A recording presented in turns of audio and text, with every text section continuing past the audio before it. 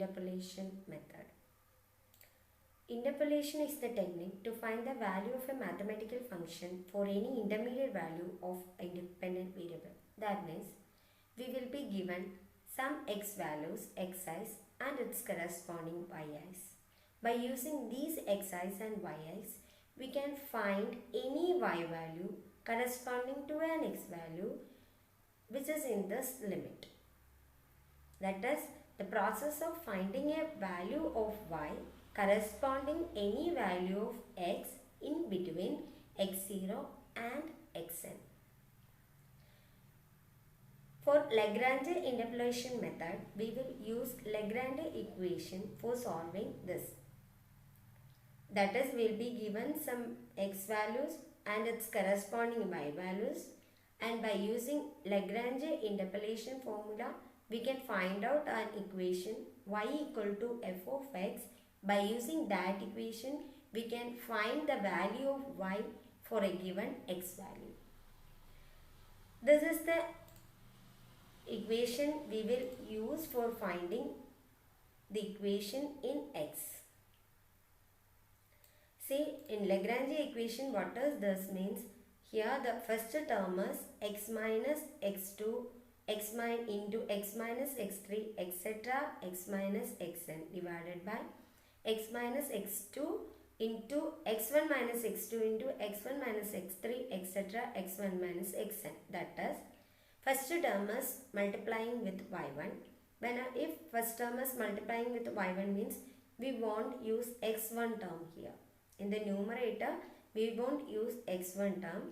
Omit the x1 term and take all other variables x2, x3, all other values x2, x3, xn and find the product x minus x2, x minus x3, x minus etc. x minus xn.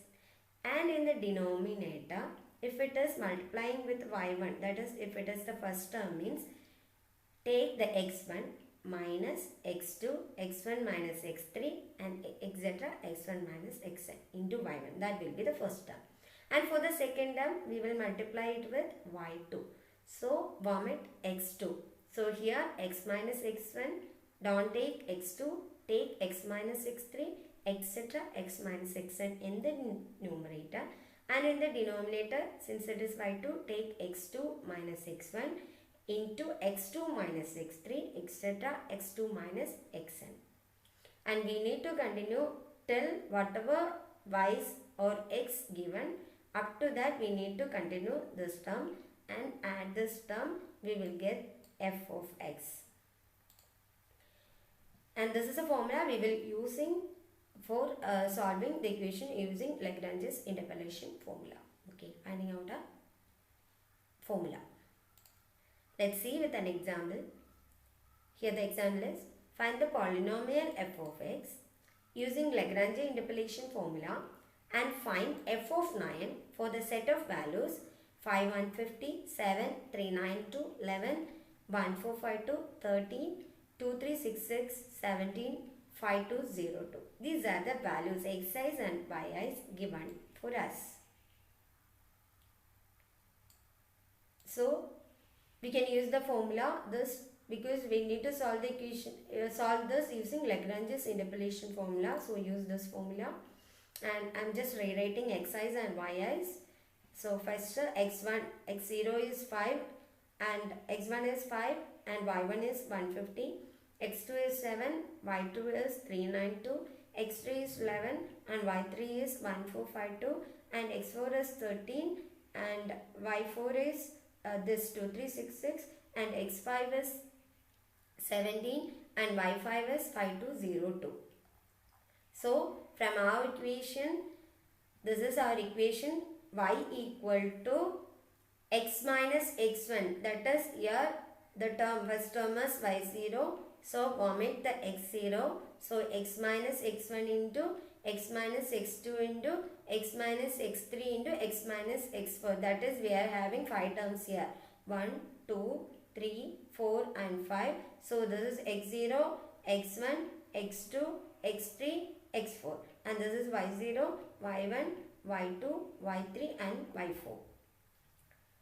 So, in the next term, I am multiplying with the y1. So omit the x1 term, x minus x0 into x minus x2 into x minus x3 into x minus x4 divided by x minus x1 y1. So it is x1 minus x0 into x1 minus x2 into x1 minus x3 into x1 minus x4. So till y4 we will be continuing this x minus x0 into this is y4. So omit x4 from the numerator, x minus x0, x minus x1, x minus x2 and x minus x3 divided by, since it is y4, x4 minus x0, x4 minus x1, x4 minus x2 and x4 minus x3. So substitute the value of x0, x1, x2, given value x0, x1, x2, x3, x4 in this equation. We will get x minus 7 into x minus 11, that is x1, x2, x3, x4, x0, x1, x2, x3, x4 is given. Substitute that values in this equation. So we'll get like this: x minus 7 into x minus 11 into x minus 13 into x minus 17 divided by x4. Sorry, first one is x0 minus x1. x0 is, here it is 5. So 5 minus 7, 5 minus 11, 5 minus 13 and 5 minus 17. So next term, next term, next term and next term. Substitute the values of x0 to x4 in this equation. So in our question, we have to find out the value of f of 9 using this equation. So f of x is, f of y is this. So f of 9 is, substitute the value of 9 in the place of this x. Here this is y is equal to this. So we can say f of x is equal to this. So f of 9 will be equal to, put 9 in the place of x here. For each x will be replacing with 9 in this equation. So we will get each function, each term as this and this and this and this. That is, each x will be replaced with 9, 9 minus 7, 9 minus 11, 9 minus 13, 9 minus 17 and divided by, here we know the terms are here. So totally we will get, last we will get the solution as 8 and by solving these full terms I will get the solution as 8 and. This is about interpolation method, Lagrange's interpolation method for solving the question. So use this formula for finding the solution. It is very simple, I think, and I think you understand this. And let us move on to the program. It's a very simple program. So first I am taking the x values. For taking the x values, I have declared an array x, float array, y, another float array for taking the y values. So for storing the numerator, I use the variable nu, and for storing the denominator, I use the variable de, and for storing the result, I use the variable result. So I have defined these variables. Then I am telling the user to enter the number of terms. Like in our program we had 4 terms, right? 1, 2, 3, 4 and 5. In our example we had 5 different x's and y's. So first I am asking the user to enter the number of x's and y's, the number of x and y values. And next I am telling the user to enter the value x's. X's is stored in the array x of y. And next prompt the user enter the yi values, and yi values are stored in the array yi. Since I have used array, we are having n values. Iteration will start from 0 to n. So first value will be stored in y0, second value will be stored in y1, third value will be stored in y2, y3, etc. up to yn. So I use 2 arrays to store the values of xi's and yi's. Next I need to get the value of x in order to find the corresponding y value. Here in our problem we used 9, right? See, f of 9 only we need to find. So that 9 I am asking to the user to enter the value of x to find the corresponding y value. So it is stored in the variable a. Next here, in this interpolation method we need to find the value of this formula, right? That is, the one term will contain this, and we'll be having 4 terms, say 5 terms, since in our question we had 5 different variables, so we had 5 such terms, and adding 5 such terms will get the result, final result. So this is what I am going to implement, right? So first I am taking the numerator. Here the numerator is x minus x1 into x minus x2 into x minus x3 into x minus x4 in our example. So here I need to iterate till I am reaching, that is, this is for terms, that is, I am having number of terms will be equal to number of xi's, right? That is this term. See this term. How many terms will be there? Number of xi's or number of y values will be having. That is, in our example problem, we had 5 such terms, since we had 5 such xi's and y's. For that only I am using this for loop. That is, for I is equal to 0, I less than n. N is the number of x values, that is, I is less than n, I plus plus. Here I am find outing numerator and denominator separately. Numerator I am saving it in a value variable nu. Nu has to be initialized with 1 and denominator has to be initialized with 1 after this for loop and before the second for loop. This initialization have to be happen after the first for loop and before the second for loop, because each time we will calculate the numerator and denominator separately.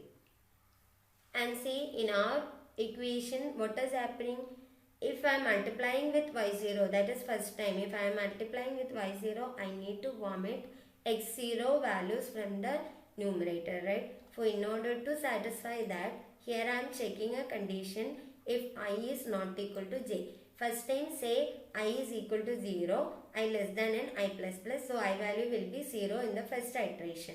So here when you reach here j equal to 0 and I equal to 0, j equal to 0, and it will check if I is not equal to j. Now for 0 value of j, it won't enter into this condition. So what will happen? Here what is written? Numerator equal to numerator into a minus xj. A is your value 9. 9 minus here what I want to find? 9 minus x1 into 9 minus x2 into 9 minus x3 into 9 minus x4, right? So each time what will happen?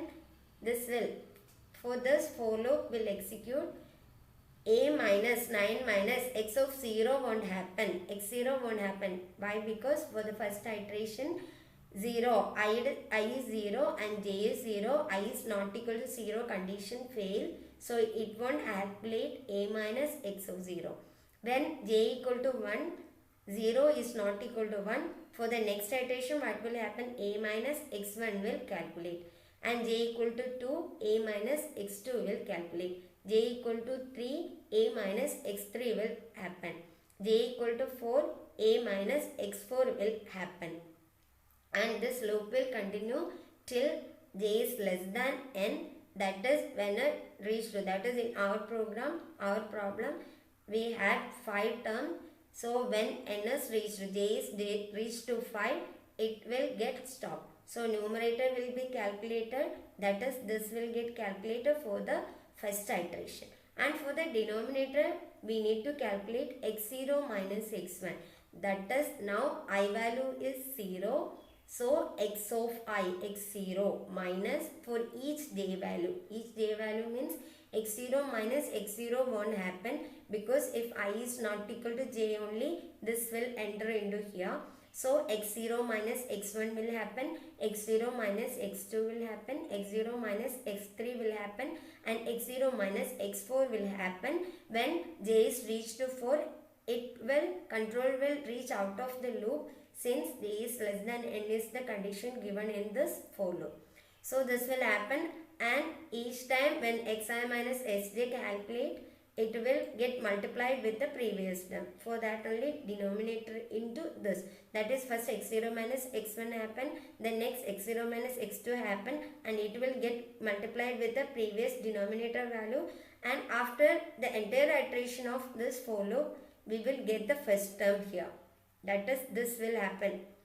So first term will be equal to numerator. We got the numerator and we got the denominator. Numerator divided by denominator into first it is y0, that is I value is 0 now. So y of 0 will happen. And the result will be equal to, after calculating this term, we need to add each time result with the previous term, right? That is, our formula is this. First we calculate this term, next we calculate this term and add this term with the previous result. So each time we need to add each term with the previous result. So we have used here result equal to result plus previous result plus the new term we calculated. And for the next iteration of this for loop, whenever we reached here, since here only we are closing the first for loop, so the control will reach to the first for loop. The first time I was 0, the second time I will be equal to 1. Again we have reinitializes numerator and denominator, since we need to calculate the next term. For the next term, what will happen? J equal to 0. Here I value is 1 now. So 1 is not equal to 0. So a minus x1 will happen. Then for the next j equal to 2, what will happen? I is equal to 2 now. So 2 is not equal to 2, condition fails. So a minus x2 won't happen for the second term. And a minus x3 will happen. A minus x4 will happen. And then this loop will get stop, the iteration stop when the value of j will be equal to 4, since we are having only 5 terms in our example. Then denominator will calculate xi minus xj. Here in the second iteration I will be equal to 1. So what will happen here? Each time x of 1 minus x0 will happen. x1 minus x1 won't happen, since I equal to j condition. So it won't reach to this step. So it won't happen. So next time x1 minus x2, x1 minus x3 and x1 minus s4 will happen. After j value is 4, the iteration will stop and the next term will be calculated nu, numerator by denominator into y of 1. That is I value is 1 now. Then result, previous result, the result will be added to previous result. Result plus term will be happen. So after the iteration complete, after the outer loop complete, what will happen? We will calculate the entire term and the result will contain the final result. So we can output result to the user. And this is about the explanation and program of